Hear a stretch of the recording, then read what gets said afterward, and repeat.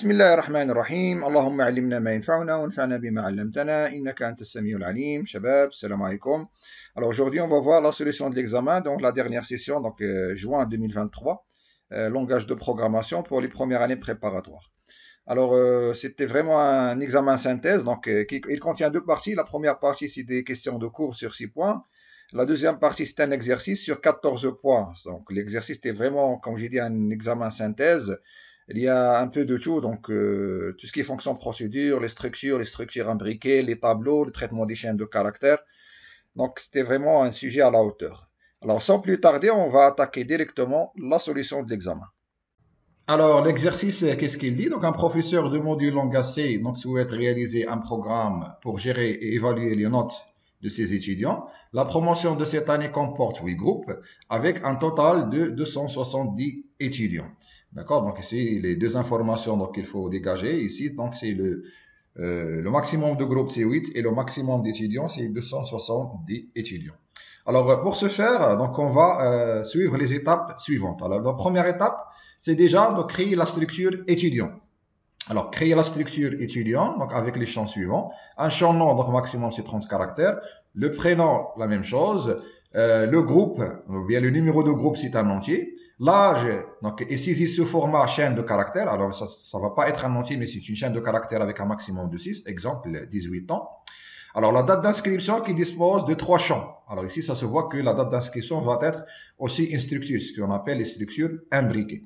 Alors, saisie sur le format jour / mois / année. Exemple, le 8 / juin / 2023. Et ça se voit que le mois ici, c'est une chaîne de caractères.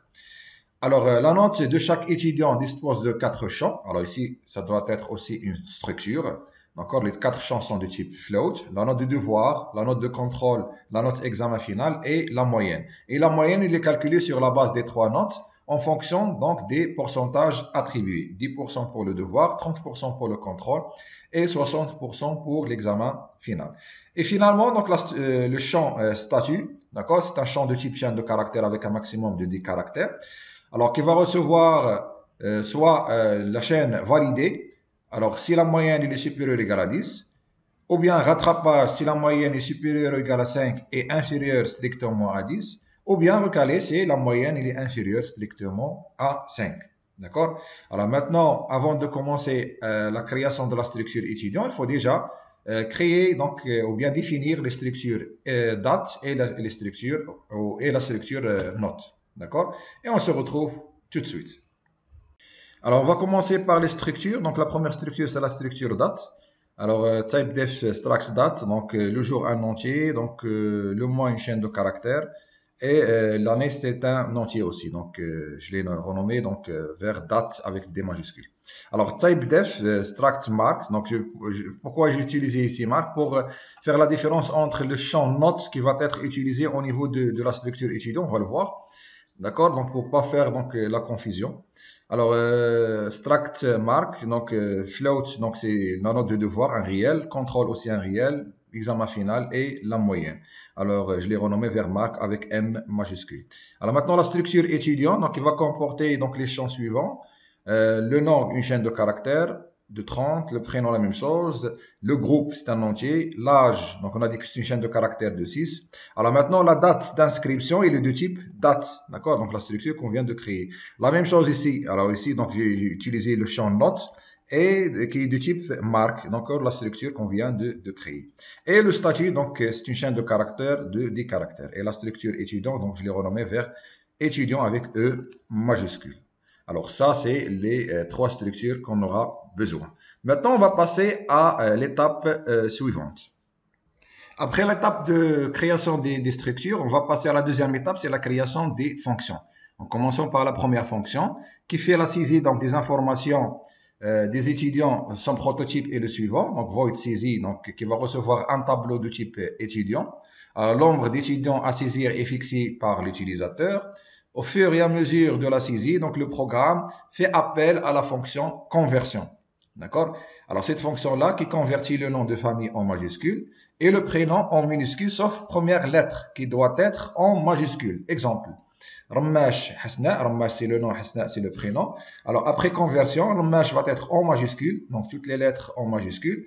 Pour le prénom, Hasna, c'est seulement la première lettre qui va être en majuscule et le reste en minuscule. Alors, la fonction prend en entrée le nom et le prénom de l'étudiant. Le prototype de la fonction, donc conversion, est le suivant, donc void conversion. Alors, qui va recevoir deux chaînes de caractères. La première, c'est pour le nom et la deuxième pour le prénom. Alors, on va commencer déjà par créer la fonction conversion en premier parce que la fonction saisie fait appel à cette fonction-là. Donc, on va commencer déjà par la fonction conversion et après la fonction saisie. Et on se retrouve tout de suite. Alors, on va commencer par la fonction conversion, mais avant ça, donc, j'ai déclaré une variable n, donc globale, pour le nombre des étudiants. Alors, parce que pour presque toutes les fonctions qu'on va développer par la suite, on aura besoin de savoir le nombre des étudiants. Alors, on ne va pas les déclarer à chaque fois dans chaque fonction. Pourquoi? Parce qu'on doit garder donc le même nombre pour toutes les fonctions. Ça veut dire la variable doit être visible par toutes les fonctions. C'est pour cela donc le n doit être une variable globale. Alors, pour la fonction conversion, on a deux paramètres, le n, une chaîne de caractères qui est le nom, le p, une chaîne de caractères qui est le prénom. Donc, on va convertir donc le n en majuscule. Alors, pour cela, on va utiliser la fonction toApart. D'abord, il faut parcourir la chaîne de premier caractère jusqu'au dernier. Donc, pour cela, il faut savoir le nombre de caractères dans la chaîne n avec la fonction strlen, donc qui existe dans la bibliothèque string.h. Pour la fonction toApart, il permet de convertir donc le caractère passé en paramètre en majuscule. Alors pour cela, on va mettre n de i reçoit toApart de n de i. Alors la fonction toApart, il existe dans la bibliothèque ctype.h. D'accord? Donc ça, c'est pour convertir donc le nom. Alors maintenant, pour le prénom, on a dit qu'il faut convertir seulement le premier caractère en majuscule et tout le reste en minuscule. Alors ça veut dire le premier caractère, c'est le caractère qui existe à la position 0. Pour cela, on va mettre for i égale à 0, i inférieur à strlen de p, le nombre de caractères dans la chaîne de caractères p, i plus plus. If i égale à 0, ça veut dire on est sur le premier caractère. Alors, P de I reçoit toApart de P de I. On va le convertir en majuscule. Sinon, si ce n'est pas le premier caractère, on va convertir tout le reste en minuscule. Ça veut dire qu'on va utiliser la fonction toLower. Alors, P de I reçoit toLower de P de I. toLower, il existe aussi dans la bibliothèque ctype.h. Alors maintenant, on va passer à la fonction saisie. Alors, la fonction saisie, qui va recevoir comme paramètre donc un tableau de type étudiant. Alors maintenant, on va utiliser un compteur i parce qu'on va saisir un certain nombre d'étudiants, on va utiliser la boucle for. Alors maintenant, il faut demander à l'utilisateur de nous donner le nombre des étudiants. Alors le nombre des étudiants d'après l'exercice, il ne doit pas dépasser les 270 étudiants. C'est pour cela qu'il faut faire un contrôle de saisie. Alors tous les contrôles de saisie donc, que je vais faire maintenant, donc au niveau de l'examen, peut-être que le prof ne va pas insister là-dessus, mais de préférence, il faut les faire. D'accord? Alors, d'où, donc, printf dans le nombre des étudiants, scanf pourcentage d est commercial n, while n inférieur à 0 ou n supérieur à 270. Donc ça, c'est le contrôle de saisie, donc doit être entre 0 et 270. Si le n il est inférieur à 0 ou bien il est supérieur à 270, donc il va nous redemander donc, le nombre des étudiants. Alors, maintenant, si le nombre des étudiants il est correct, on va passer pour remplir les informations de chaque étudiant. D'accord? En utilisant la boucle for i égale à 0, i inférieur à n et plus plus. Et maintenant, donc, donner les informations de l'étudiant i plus 1. Donc, i commence à partir de 0. Ça veut dire que c'est l'étudiant i plus 1, ça veut dire l'étudiant 1, l'étudiant 2, et ainsi de suite. Alors, printf le nom, on va donner le nom. ff stdin, on a déjà parlé de ça. On va l'utiliser lorsqu'on va utiliser la fonction gets. Alors, e de i.nom, on va saisir le nom de l'étudiant à la position i. La même chose pour le prénom, e de i.prénom. Alors maintenant, une fois on a lu donc le nom et le prénom, on va faire appel à la fonction conversion pour convertir donc le nom et le prénom. Donc le nom en majuscule et le prénom, la première lettre en majuscule. Alors on va faire appel à la fonction conversion, e de i.nom, virgule, e de i.prénom. Alors maintenant, on va lire le numéro du groupe. Alors un contrôle de saisie sur le groupe qui doit être entre 1 et 8. Alors le contrôle de saisie, printf le groupe, on va lire le groupe, scanf pourcentage d est commercial e de i.group.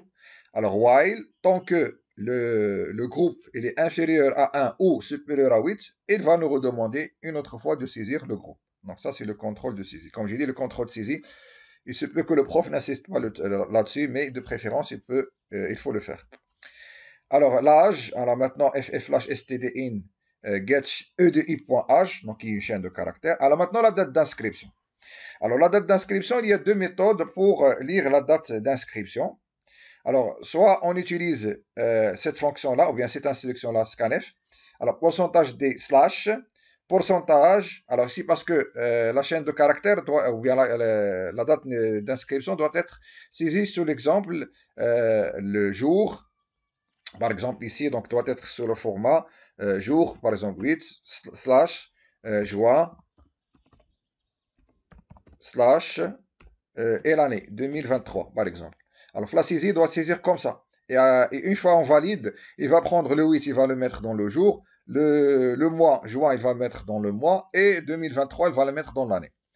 D'accord? Alors, pour cela, alors, pourcentage D slash, une fois je mets slash parce que je suis en train de lire un entier, une fois je fais slash, automatiquement la saisie s'arrête.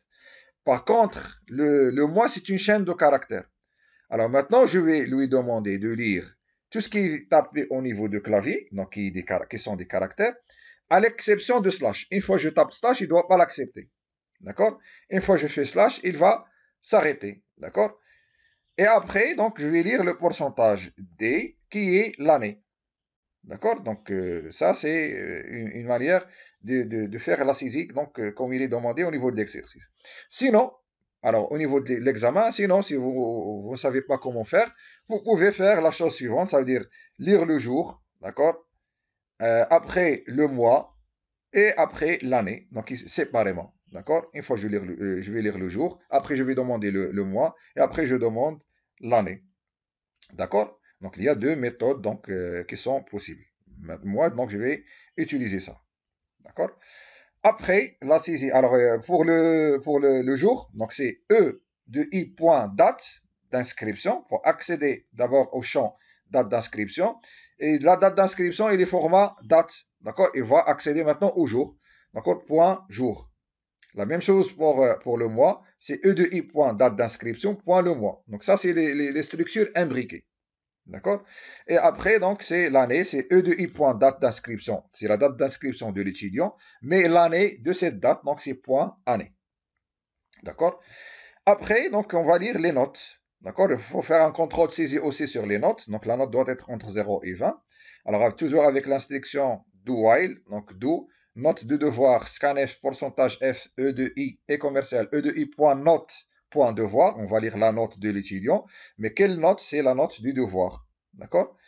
While E de I point note de devoir il est inférieur à 0 ou bien il est supérieur à 20. D'accord? S'il n'est pas entre 0 et 20, on va redemander la saisie une autre fois. La même chose pour la note du contrôle. D'accord? C'est E de I point note point contrôle.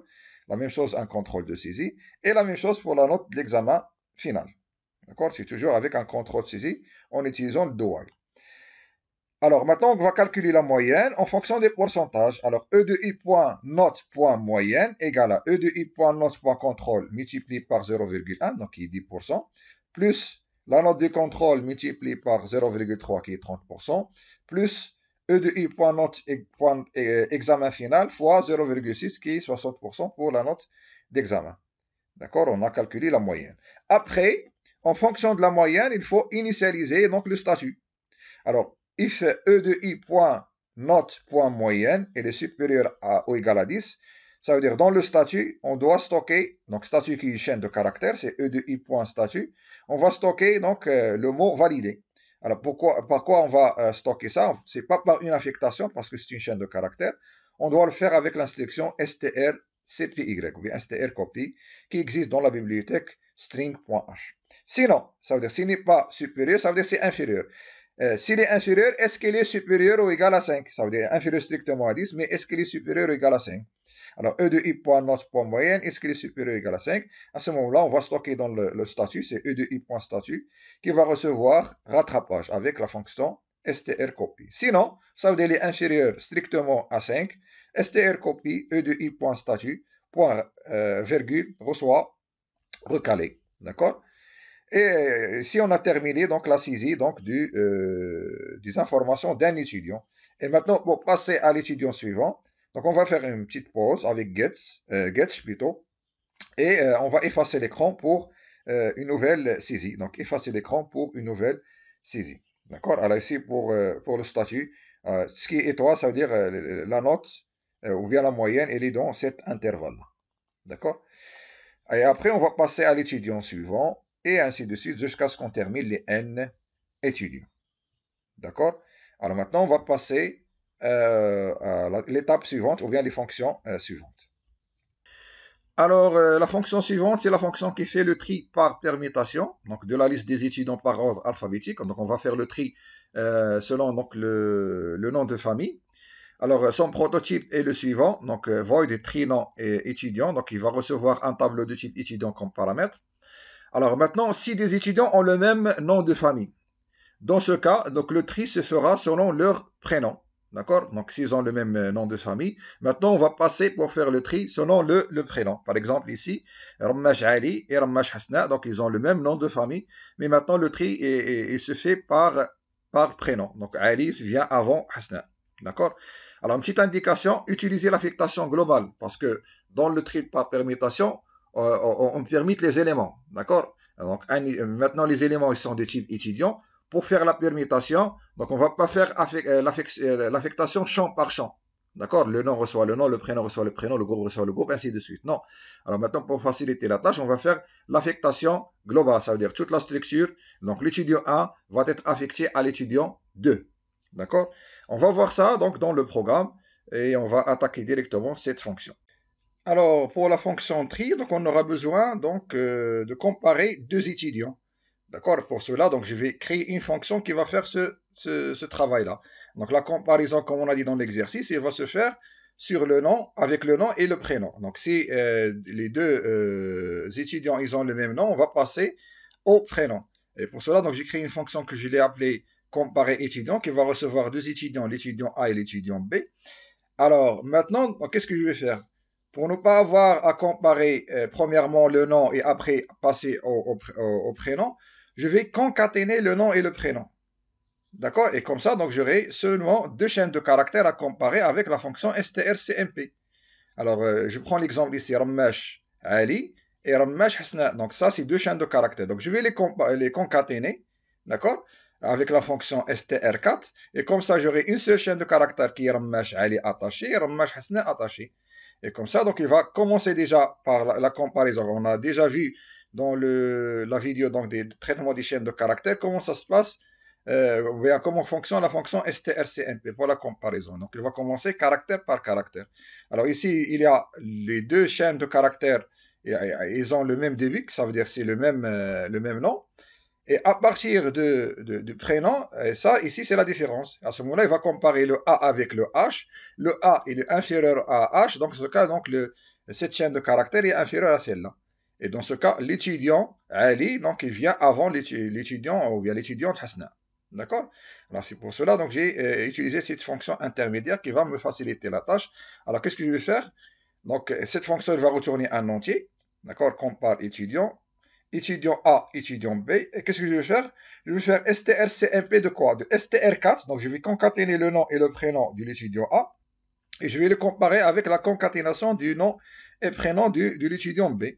Et comme ça, cette fonction-là, il va me retourner soit 1, donc une valeur supérieure à 0, soit 0, s'ils sont identiques, soit inférieur à 0, s'ils sont, c'est le B, il est inférieur à A. D'accord? Alors, cette fonction-là, donc, je vais l'utiliser pour réaliser donc l'opération du tri.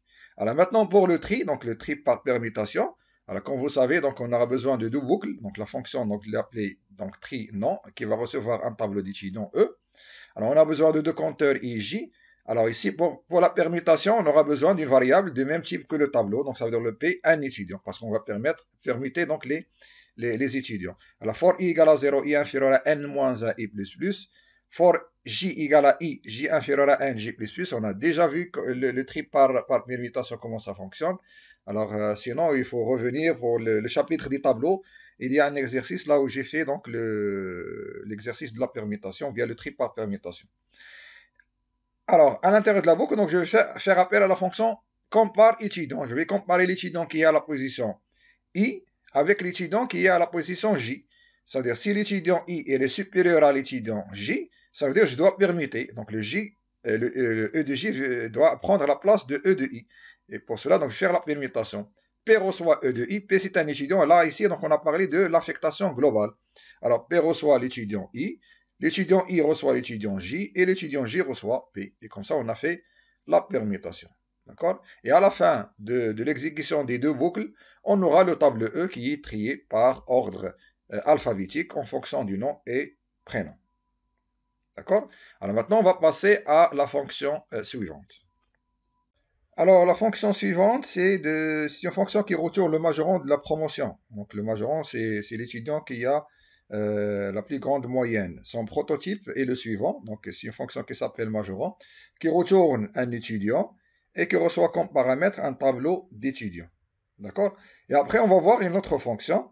Une fonction qui insère un étudiant dans la liste, tout en faisant la conversion nécessaire et en gardant le tri, donc des étudiants par ordre croissant. Ça veut dire quoi? Ça veut dire que cette fonction-là, donc il va insérer un étudiant, d'accord? Et de telle façon que, dans le tableau bien sûr, de telle façon que le tableau reste toujours trié par ordre alphabétique, donc du nom et prénom, d'accord? Sans faire appel à une autre fois à la fonction tri. Alors cette fonction-là comme prototype, donc le nom c'est inséré, donc c'est une procédure qui nous retourne bien, et qui reçoit deux paramètres. L'étudiant à insérer avec le deuxième paramètre qui est le tableau des étudiants. D'accord? Alors ici, une petite indication, donc ne pas faire l'appel de la fonction tri, pensez à repérer la bonne position, décaler donc, et augmenter la taille du tableau. Donc c'est ce qu'on va faire dans cette fonction-là. D'accord? Et maintenant, on va passer pour le développement de la fonction majorant et après la fonction insérée. Alors, la fonction majorant, comme on a dit, qui retourne un étudiant et qui reçoit comme paramètre un tableau d'étudiants. On aura besoin de variable locale, donc le i, le compteur pour parcourir donc le tableau des étudiants, le p pour mémoriser la position donc où il se trouve ce majorant-là. D'accord? Alors le maximum, donc c'est pour stocker donc la moyenne max, hein, donc une variable que je vais l'appeler max, initialisée à 0. Pourquoi il est initialisé à 0? Parce que toutes les moyennes ils sont supérieures ou égales à 0. D'accord? La plus petite valeur c'est 0. Parce qu'on a déjà fait un contrôle de saisie, donc des notes au moment de la saisie des étudiants. Alors maintenant, on va parcourir le tableau for i égale à 0, i inférieur à n. N, c'est le nombre des étudiants. C'est pour cela que je l'ai déclaré comme variable globale, parce qu'on aura besoin de cette valeur-là dans presque toutes les fonctions. D'accord? Alors, i++, alors i fait e de i point note point moyenne. Ça veut dire l'étudiant en question, l'étudiant qui est à la position i, si sa moyenne est supérieure au maximum qu'on a, alors à ce moment-là, donc cet étudiant-là, c'est lui qui contient actuellement la moyenne, le max de moyenne. D'accord? Alors à ce moment-là, donc dans la variable max, on va stocker cette moyenne-là. Max reçoit e de i.note.moyenne. D'accord? Et après, on va mémoriser sa position. P reçoit i. D'accord? Mémoriser la position de l'étudiant ayant ce max. Et après, donc, on passe à l'étudiant suivant et on va répéter. D'accord? Alors, une fois on sort donc de la boucle, alors qu'est-ce qu'on a? On a dans la position P l'étudiant qui a le maximum, ou bien la moyenne maximale. Ça veut dire c'est le major. Alors, on va retourner E, P, c'est l'étudiant qui se trouve à la position P. Et dans ce cas, on va retourner le major. D'accord? Alors maintenant, on va passer à la fonction insertion. Donc, la fonction qui insère un étudiant dans le tableau. D'accord? Alors, il a deux paramètres, l'étudiant E à insérer et le tableau des étudiants. Donc, on aura besoin aussi d'un compteur I pour parcourir donc, le tableau, pour chercher donc, la position. Et une fois on trouve la position d'insertion, on doit la sauvegarder dans la variable P. D'accord? Alors ici, donc, c'est la boucle pour chercher la position dans laquelle on va insérer donc l'étudiant. Alors, qu'est-ce qu'on va faire? For i égale à 0, i inférieur à n et plus. Alors, je vais utiliser une autre fois la fonction comparer étudiant. Donc, je vais comparer l'étudiant E, d'accord, qu'on veut insérer, avec l'étudiant qui est à la position i. Alors, s'il est inférieur à 0, ça veut dire quoi? Ça veut dire l'étudiant E, d'accord, il est inférieur à l'étudiant qui se trouve à la position E de I. Alors ça veut dire quoi? Ça veut dire E doit être avant, d'accord, le E de I, d'accord? Et dans ce cas, quelle est la position? La position, c'est la position I. Et dans ce cas, si je trouve cette condition-là, je dois quitter la boucle. Alors, une fois que je quitte la boucle, je vais stocker dans le P, donc la valeur de I. D'accord? Et après, donc, je vais faire la boucle de décalage. Alors, la boucle de décalage, donc je commence de la fin. D'accord? Donc, for I égale à N. I supérieur à la position, parce que je vais... on a déjà vu aussi un autre exercice hein, d'insertion donc des éléments dans un tableau. Donc on a fait, donc ça c'est la boucle de décalage. For I égale à N, I supérieur à P, I moins moins. D'accord? Et qu'est-ce qu'on va faire? E de I reçoit E de I moins 1. Ça veut dire, alors je vais expliquer, hein, donc je vais expliquer quand même comment ça se passe. Mais j'ai déjà expliqué ça dans un autre exercice. Alors, supposons que j'ai un tableau comme ça, qui contient des éléments. D'accord? Donc ça, c'est l'élément, je vais prendre des entiers, donc juste pour simplifier. Donc, la valeur 2, donc je vais changer, donc la valeur 2, d'accord?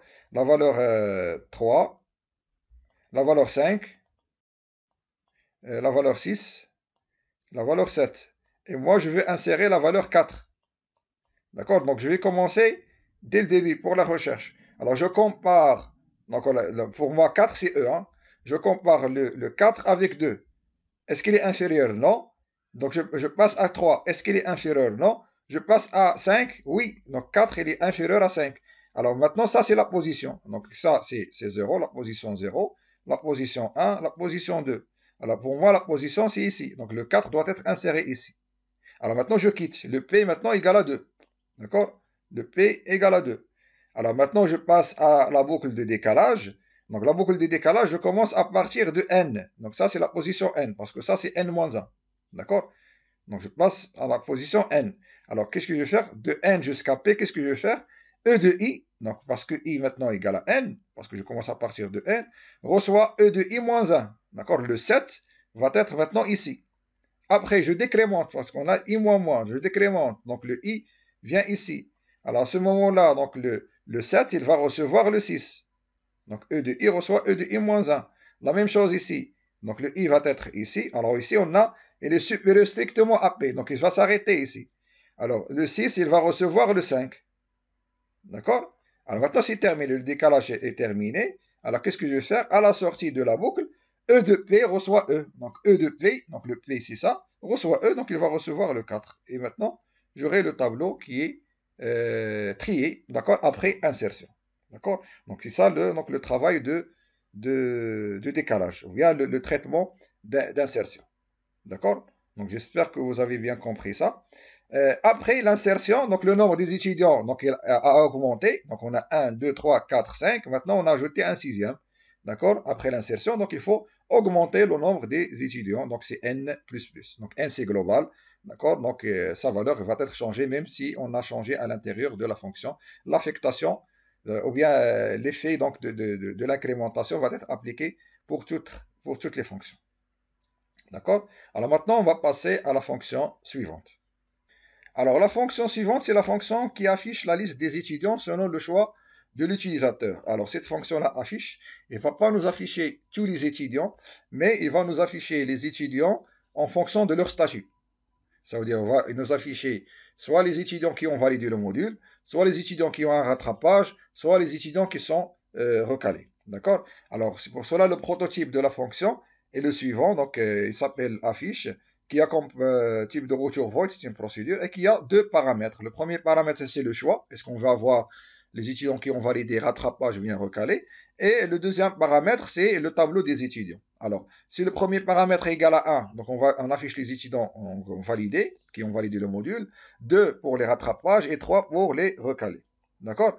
Et en même temps, au moment de l'affichage des étudiants, on va afficher aussi l'histogramme des étudiants en fonction du statut. Par exemple, si on choisit les étudiants qui ont validé le module, ça veut dire qu'on va m'afficher un histogramme pour les 8 groupes, d'accord? Pour faire la comparaison. Donc, pour les 8 groupes, pour chaque groupe, quel est le nombre des étudiants qui ont validé le module? Pour le groupe 1, par exemple.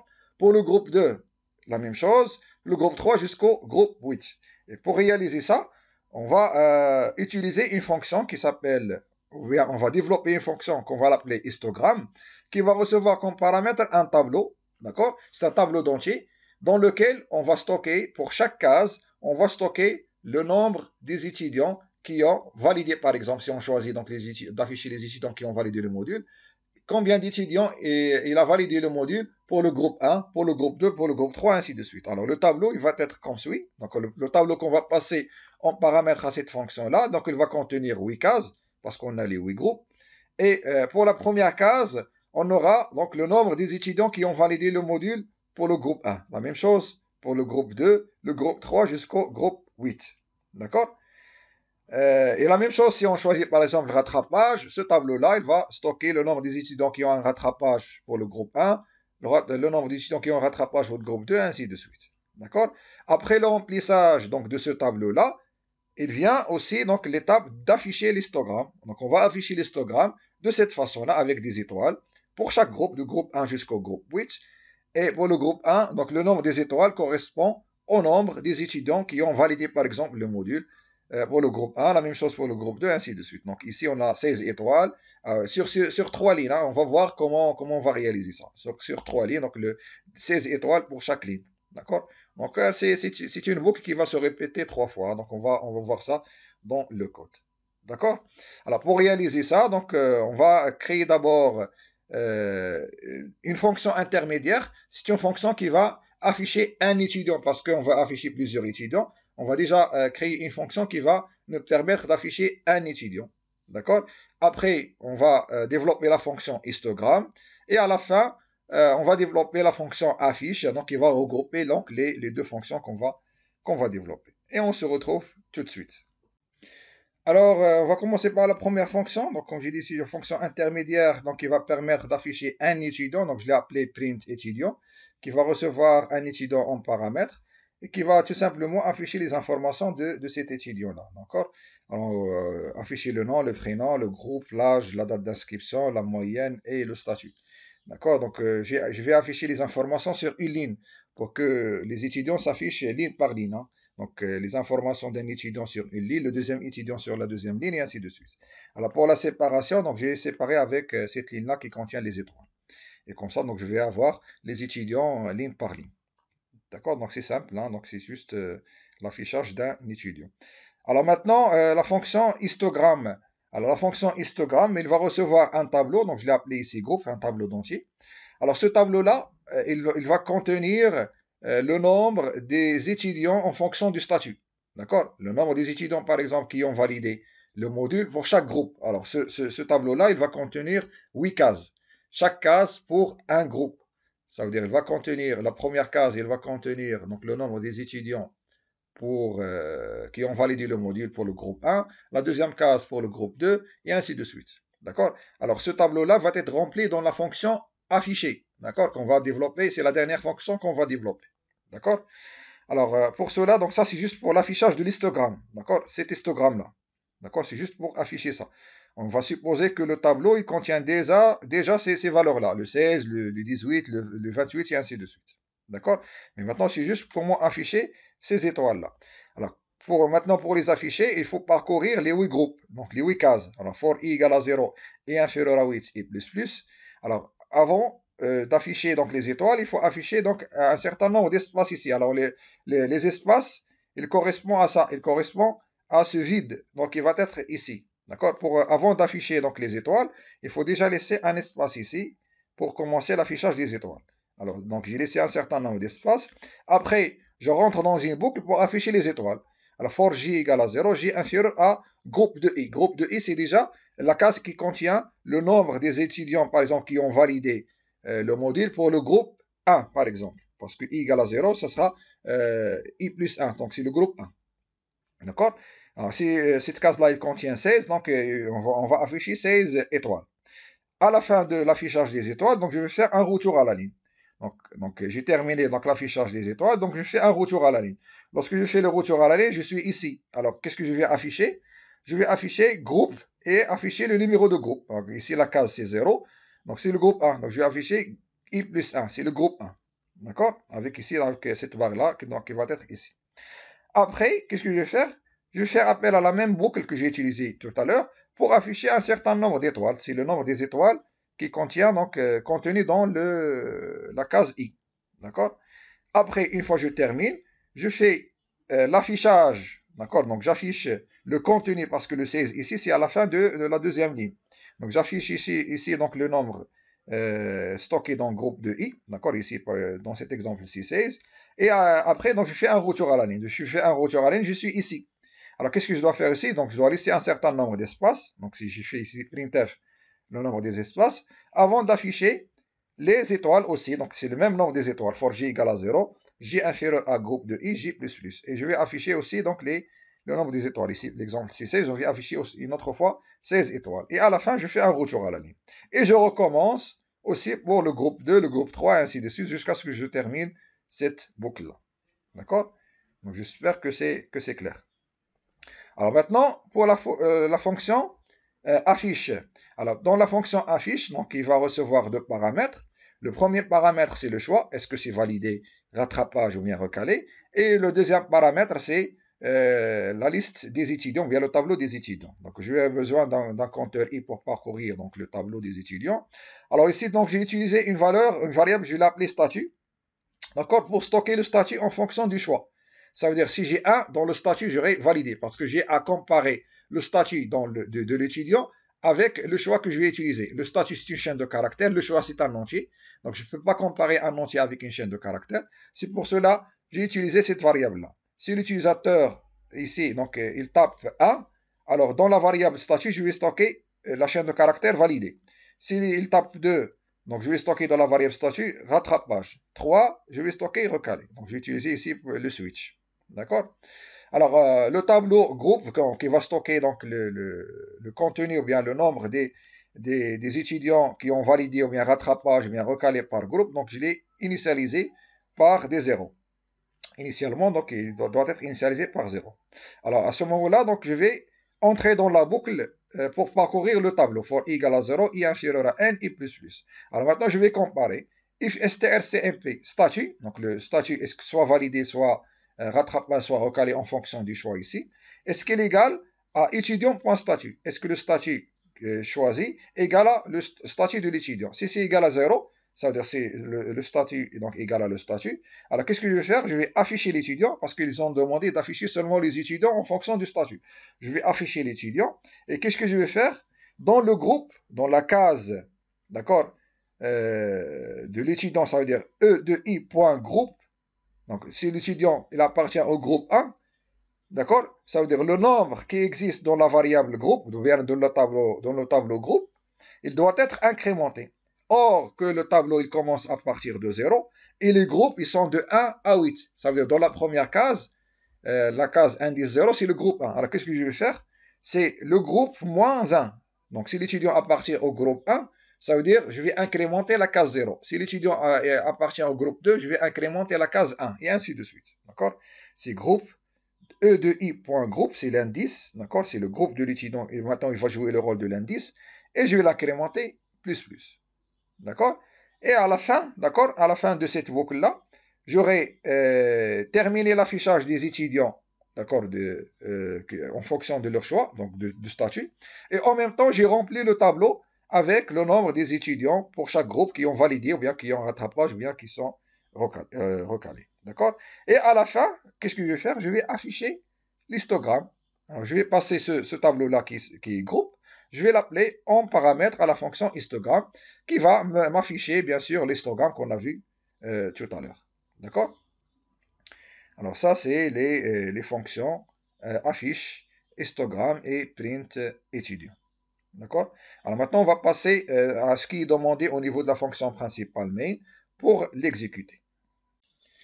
Alors la dernière question dans cet examen c'était implémenter la fonction main pour tester le programme. D'accord, comme suit. Donc on va faire appel à la fonction saisie. Après, appel de la fonction trinom. Après, afficher le majorant de la promotion. Donc, on va faire appel à la fonction majorant. Et on va afficher seulement le nom, le prénom, son année de naissance. Alors, l'année de naissance, on ne l'a pas, mais on va le calculer. Calculer à partir de son âge et l'année courante. Donc, l'année courante, c'est déclaré autant qu'une constante, c'est 2023. Alors, maintenant, on va voir comment déclarer une constante. On va utiliser donc le préprocesseur, donc define. Et sa moyenne, d'accord? Et la moyenne de l'étudiant. Après, insérer un étudiant initialisé dans le main. Donc, ça veut dire on va lire les informations d'un étudiant dans la fonction principale main, donc initialisée par vous-même, avec vos informations personnelles. Et après, à la fin, afficher la liste finale donc des étudiants ayant validé le module, accompagné de son histogramme en fonction des groupes. Ça veut dire qu'on va faire appel à la fonction affiche qu'on vient de développer. D'accord? Donc, on va voir donc la fonction main tout de suite. Alors, dans la fonction principale main, donc, on a déclaré un tableau T, donc un tableau d'étudiants avec un maximum de 300 étudiants. On aura besoin aussi donc d'un étudiant majorant, parce qu'on va stocker donc le majorant, donc MJ. Et on va saisir aussi, on va insérer un étudiant, donc il va contenir donc nos informations personnelles. Donc je l'ai appelé me, d'accord? Ou bien vous l'appelez moi, ou bien comme vous voulez. Hein. Donc ici je l'ai appelé me. Alors appel de la fonction saisie, donc c'est la fonction saisie avec le paramètre, donc le tableau T. Alors appel de la fonction trinom, donc on va faire appel à la fonction trinom avec comme paramètre le T. Alors ici, on va afficher donc les informations donc du majorant, d'accord? Alors, on va faire appel à la fonction majorant et la valeur retournée, on va le stocker dans la variable mj, d'accord? Et la majorant donc du tableau T. Et à la fin, une fois on va avoir les informations stockées dans la variable mj, donc l'étudiant majorant, on va afficher son nom, son prénom, donc mj.nom, mj.prénom. Alors ici, on va afficher l'année de naissance. Comme on a dit, donc l'année de naissance, c'est pas un attribut donc de la structure étudiant, mais il va être calculé. Il va être calculé en fonction de l'année courante. Donc l'année courante, c'est une constante. Alors comment on va déclarer cette constante-là? On va le déclarer avec le préprocesseur define. Donc ici, donc on va mettre define année scolaire, année courante, c'est pas année scolaire, année courante 2023. D'accord? Donc c'est une façon donc pour déclarer des constantes. Alors pour calculer l'année de naissance, c'est quoi? C'est l'année courante moins l'âge. D'accord? Alors moins l'âge. Alors l'âge, c'est une chaîne de caractères. Hein? Donc l'âge, c'est une chaîne de caractères. Alors maintenant, on doit convertir donc l'âge, qui est une chaîne de caractères, vers un entier. Alors pour cela, on va utiliser la fonction a to i. D'accord? A to i, donc c'est une fonction qui va recevoir une chaîne de caractères comme paramètre, mais qui retourne un entier. Alors cette fonction-là, elle permet de convertir donc une chaîne de caractères à une valeur entière. Alors cette fonction-là, a to i, donc il existe dans la bibliothèque stdlib.h. D'accord? Donc il faut mettre ici include stdlib.h. Alors quel est le travail de cette fonction-là? Donc je vais l'expliquer. Bon, je l'ai déjà expliqué dans les vidéos précédentes, donc d'introduction en langue C. Mais quand même, donc je vais rappeler. Alors cette fonction-là, comme vous remarquez, donc on a déjà, donc je vais expliquer ça. Alors l'âge, par exemple, c'est 18 ans. C'est 18 ans. Ça, c'est une chaîne de caractères. Alors moi, je veux avoir seulement 18. Alors je vais faire appel à la fonction a to i. D'accord? Et qu'est-ce qu'il va me prendre? Il va me prendre seulement ce qui est peut-être converti en entier. Le 1, c'est un chiffre, il va le prendre. Le 8, c'est un chiffre, il va le prendre. Le A, c'est pas un chiffre, il ne va pas le prendre. Alors maintenant, quel est l'entier représenté par le chiffre 1 et le chiffre 8? C'est la valeur 18, ou bien l'entier 18. Donc il va me prendre 18. Si la chaîne de caractères commence par un caractère, par exemple A, c'est pas un chiffre, il va s'arrêter, il va me retourner 0. D'accord? Donc ça, c'est le rôle de la fonction A to I. Et comme ça, donc on peut calculer l'année de naissance. Après, on va afficher la moyenne. Et à la fin, qu'est-ce que je vais faire? Donc, je vais faire une petite pause avec Getch. Et je fasse l'écran pour afficher les valeurs suivantes. Alors, l'étape suivante, c'était quoi? C'était insérer ou bien initialiser un étudiant avec vos informations personnelles. Ça veut dire que je vais demander à l'utilisateur de me donner, de remplir un étudiant. Alors, l'étudiant, on l'a appelé me. Donc, on va donner son nom, son prénom. C'est les mêmes étapes qu'on a fait pour la saisie. Mais cette fois, c'est seulement avec une variable et ce n'est pas avec un tableau. Alors, je donne ça, on l'a déjà vu, donc avec les contrôles de saisie et tout ça. Et à la fin, alors, qu'est-ce que je vais faire? Je vais faire appel à la fonction insérer. Donc, je vais faire une petite pause ici et je vais effacer l'écran. Et je vais insérer l'étudiant. Alors, maintenant, l'insertion, c'est l'étudiant va être inséré dans le tableau, pardon, et le tableau reste toujours trié en fonction du nom et prénom. D'accord? On va tester ça. Et après, on va afficher donc, la liste finale des étudiants ayant validé le module. Ça veut dire le premier paramètre, ça doit être 1 de la fonction affiche. Il va être 1 et on va passer le tableau en deuxième paramètre. D'accord? Comme ça, donc ça, c'est la fonction main. On va exécuter ça pour voir qu'est-ce qu'il va donner. Alors, on va demander le nombre des étudiants. Donc, bien sûr, on ne va pas saisir donc, les 270 étudiants comme il est demandé au niveau de l'exercice. Donc, mais quand même, on va prendre des étudiants. Alors, donnez le nom du premier étudiant. Donc, saisir l'étudiant numéro 1. Donc, le nom, je vais l'appeler Jamali. Le prénom, Ahmed. Le groupe, c'est 1. Donc, l'âge, donc je vais mettre 18 ans. La date, donc c'est d'inscription, c'est le 12 mai 2023. Devoir, donc on va mettre ici donc 15. Alors ici, on peut même vérifier les contrôles de 6, donc je vais mettre par exemple 25, il ne va pas l'accepter. Donc je donne 20, il l'accepte. La même chose pour l'examen final. D'accord? Je donne 20, il l'accepte. Donc maintenant, j'ai terminé avec le premier étudiant. Maintenant, je passe au deuxième étudiant. Donc je vais donner aussi Jamali. Mais cette fois, je vais mettre Ahlam. Le groupe, je donne par exemple 9, il ne va pas l'accepter, parce qu'on a dit que le groupe c'est entre 1 et 8. Je donne le groupe 1, 20 ans, ou bien 22 ans. La date d'inscription le 15 juin 2022. La note de devoir c'est 15. Contrôle 20, examen final 20. Alors maintenant, je vais accélérer un petit peu la vidéo pour remplir donc, le reste donc, des étudiants.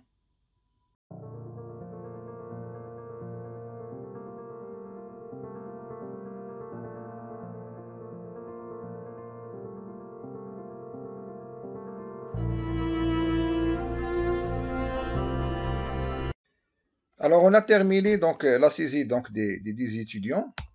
Alors ici, on nous a affiché donc, le majorant. Donc c'est Momo Tata. Donc année de naissance c'est 2008.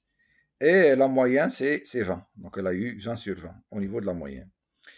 Après, donc on va saisir donc l'étudiant inséré. Donc je vais faire mes informations personnelles. Hailibi, Mehdi, le groupe 1. L'âge 44 ans. Alors date d'inscription le 15 2. Oui, le 15 juillet 2004. Alors, notre devoir, donc 16, 10 pour le contrôle et 10 pour l'examen. Alors, ici, donc, on a fait appel à la fonction affiche. Alors, ici, donc, Hayribi, alors vous remarquez qu'il a inséré la première position. Alors, parce qu'il commence à partir avec H, et les autres, on a Jamali, Ahlam, vient avant Jamali, Ahmed. D'accord? Donc, c'est par ordre alphabétique. Momo, Momo, mais ici, c'est Mimi, Tata. D'accord? Donc, il a fait aussi donc, le tri par ordre alphabétique en fonction du prénom. Donc, ça se voit que la fonction tri marche très bien. D'accord? Alors, ici, on a les éléments donc, qui sont admis, qui ont validé le module. Alors, aussi l'histogramme. Alors, pour le groupe A, on a 5 étudiants qui ont validé donc, le module. Donc, 1, 2, 3, 4, 5. 5 étudiants qui ont validé. Pour le groupe 2, on a un seul étudiant. Pour le 3, 4, c'est 0, 0. Pour le groupe 5, un seul étudiant. Pour le groupe 6, il y a 3. Pour le 7 et 8, il y a 0. Donc ça, c'est l'histogramme. D'accord? Alors ici, ça se voit que notre programme, il marche très très bien. Alors, on a la fin de la vidéo. L'examen, c'était vraiment très très intéressant, comme j'ai dit donc au début. C'est un examen aussi synthèse comme aussi donc l'examen donc du premier semestre. D'accord? Vous avez déjà vu ici donc dans cet examen la gestion des tableaux, des structures, des chaînes de caractères, des fonctions, les structures imbriquées. Donc il y a un peu de tout. D'accord? C'est vraiment un examen qui était à la hauteur. نتلاقاو ان شاء الله في la vidéo الجايه والسلام عليكم ورحمه الله تعالى وبركاته.